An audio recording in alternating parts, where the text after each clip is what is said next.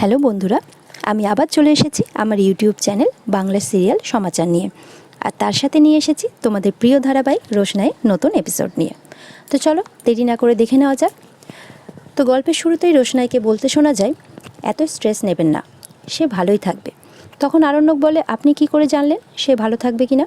না মানে, যেটা জানেন না সেটা বলবেন না। আপনার কি কোনো ধারণা আছে ও ঠিক কতটা বিপদের মধ্যে আছে? তবে আমি জানি ও কেন ফিরে গেছে। কেন? ওর বয়ফ্রেন্ড আছে, ও বয়ফ্রেন্ডের কাছে যেতে চেয়েছিল। এতদিন ধরে ও বয়ফ্রেন্ডকে ছাড়া থাকতে পারছিল না, তাই চলে গেছে। ও, তার বুঝি বয়ফ্রেন্ড আছে? হ্যাঁ, 100% আছে।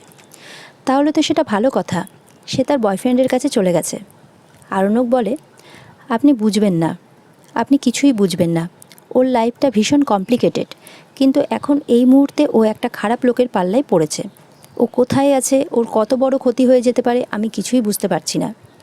এই সব বলে আরণ্যক খুব চিন্তা করতে থাকে। বলে, আমি ওকে যখন ফিরিয়ে আনতে গিয়েছিলাম, ও সেই লোকটার সামনে আমাকে অপমান করেছে, আর সেই অপমান আমি জীবনেও ভুলব না। ওদিকে দেখা যায় গরিমা তার মায়ের সাথে কথা বলছে। গরিমা তার মাকে বলে, একটা কথা জেনে রেখো মা, রোশনাই আমাকে যত রাগাচ্ছে আমি ততই ওর প্রতি হিংস্র হয়ে উঠছি। প্রথম প্রথম আমি ওকে নিয়ে কিছু ভাবতাম না, মাথায় ঘামাতাম না, আমার কিছু যাই আসে না ওকে নিয়ে। কিন্তু এখন যদি ও বেশি চালাকি করতে আসে না, ওর জীবনটা আমি তছনছ করে দেব। ওর এত বড় সাহস, ও আমার জীবনটা নষ্ট করতে চাইছে। তখন গরিমার মা বলে, চাইছে না, করে দিয়েছে। গরিমা বলে, ওকে কিভাবে বার করে দিতে হবে আমি খুব ভালো করে জানি। গরিমার মা মুচকি হেসে বলে, যা ঘটেছে তোমার চোখের সামনেই ঘটেছে গরিমা। তোমাকে না বলে আরণ্যক রোশনাইকে নিয়ে অফিসের প্রোগ্রামে গেছে। তারপরে আরণ্যকের বাড়ির লোকজন রেগে গিয়ে ওকে যখন বাসে তুলে দিয়েছে, বাসে না থেকে ও অ্যাক্সিডেন্টের খবর পাওয়া মাত্র ছুটে চলে এসেছে আরণ্যকের কাছে। কেন? মানুষ কখন এসব করে, কেন এসব করে বুঝতে পারছো তো? গরিমা বলে, আমি বুঝতে পারছি মা, কিন্তু ওই রোশনাই বলে বেকার মেয়েটার কাছে আমি হেরে যাব, সেটা হতেই পারে না। আমি আমার লড়াইটা ঠিক লড়ব। একবার আমাদের বিয়েটা হয়ে যাক, ডোন্ট ওয়ারি। সুরঙ্গমা বলে, আই হোপ সো। গরিমা বলে, এখন তাহলে আমি আসি মা, বাই। এই বলে গরিমা বেরিয়ে পড়ে। আর এদিকে মনে মনে সুরঙ্গমা ভাবতে থাকে, বড্ড পাখনা গজিয়েছে তোমার রোশনাই, বড্ড পাখনা গজিয়েছে। আবার মুখে চ্যাটাং চ্যাটাং কথা। আমিও দেখতে চাই তুমি কত বড় নাচনেওয়ালি হবে। তুমি আমার মেয়ের সাথে কম্পিটিশন করছো, সুরঙ্গমা মুখার্জির মেয়ের সাথে কম্পিটিশন। অন্যদিকে দেখা যায় রোশনাই বলে, আপনি প্লিজ ওনাকে নিয়ে ভাববেন না, আপনি ভুলে যান। আরণ্যক বলে, আরে আমি ভুলতে পারছি না, আমি চেষ্টা করছি, কিন্তু আমি কিছুতেই ভুলতে পারছি না, আমি জানি না কেন। রোশনাই বলে, আপনি ভাববেন না এসব নিয়ে, আপনি যত ভাববেন আপনার শরীর খারাপ হবে, তত সময় লাগবে আপনার সুস্থ হয়ে উঠতে।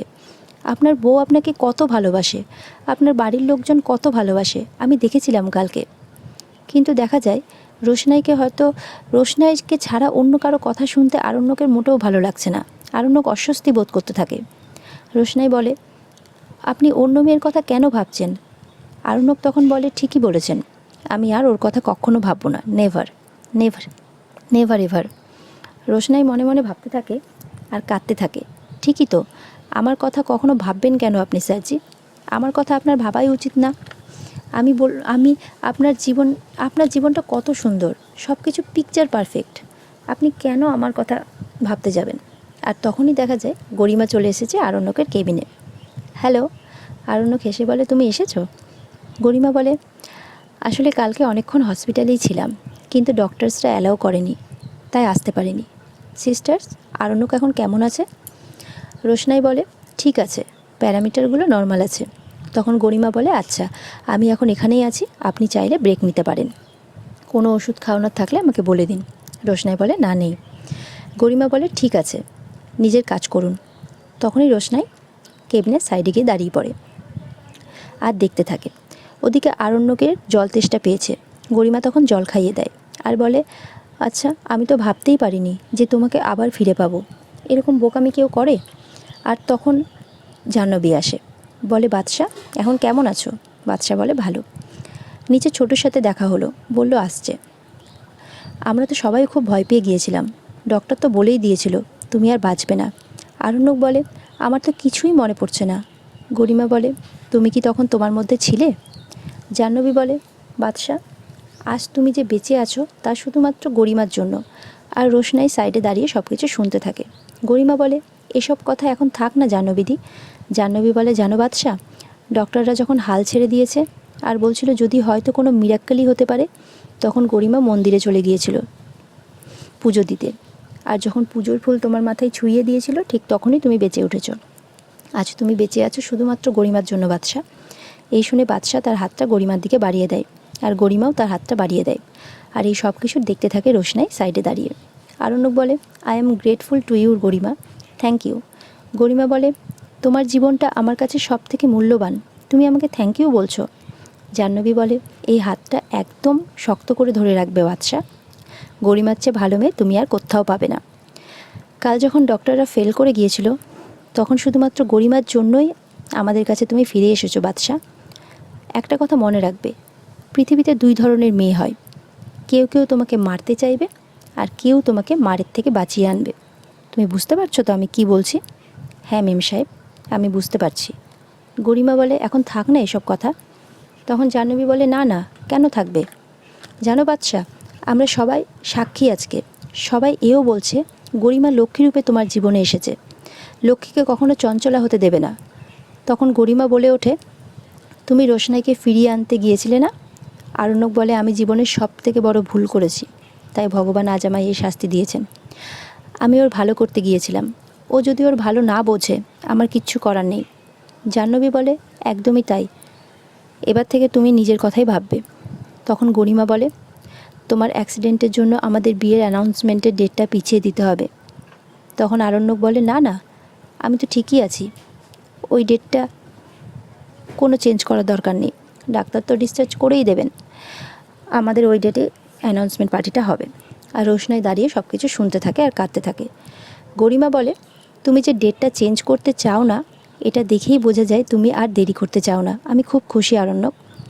তখন জাহ্নবী চলে যায়। আরণ্যক গরিমাকে বলে, তুমি আমার জন্য এত কিছু করলে গরিমা, আমি তো ভাবতেই পারছি না। তখন গরিমা বলে, আমি তো এত কিছু করিনি, যা করেছি তোমাকে ভালোবেসেই করেছি। I love you Aranyak, I love you too Garima, and I am sorry. Garima, হয়তো না বুঝেই তোমাকে আমি অনেক আঘাত করেছি, কিন্তু আমি তোমাকে কষ্ট দিতে চাইনি, অন্যের ভালো হবে বলেই করেছিলাম। আমি জানি আরণ্যক, আমি তোমাকে বুঝি, কিন্তু রোশনাইয়ের মতো মেয়েরা সেটা বোঝে না। I love you so much Aranyak.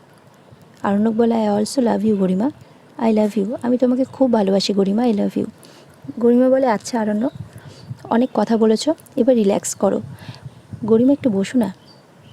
গরিমা বসতে গিয়ে দেখে নার্স এখনও দাঁড়িয়ে আছে। গরিমা বলে, এ কি, আপনি এখনও এখানে? রোশনাই বলে, না না, যদি স্যারের কিছু লাগে।